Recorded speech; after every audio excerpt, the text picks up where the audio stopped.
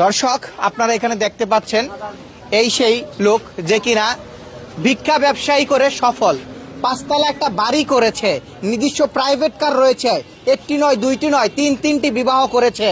এই সেই লোক।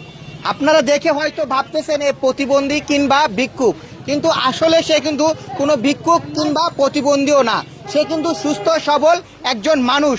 কেন সে এই ভিক্ষাবৃত্তি বেছে নিয়েছে আমরা তার কাছে জানার চেষ্টা করব। ভাই একটু সুস্থ হও, এখন এতক্ষণ তো অনেক মাইর খাইছো, এখন সুস্থ হও, একটু মুখটা সোজা করো, মুখটা সোজা করো। হ্যাঁ, তো এই যে তুমি এই যে বেশটা কতদিন ধরে নিচ্ছ একটু বলো। এই বেশ কতদিনের? 3 বছর। 3 বছর। 3 বছরে কত লক্ষ টাকা তুমি কামাইছো এইভাবে?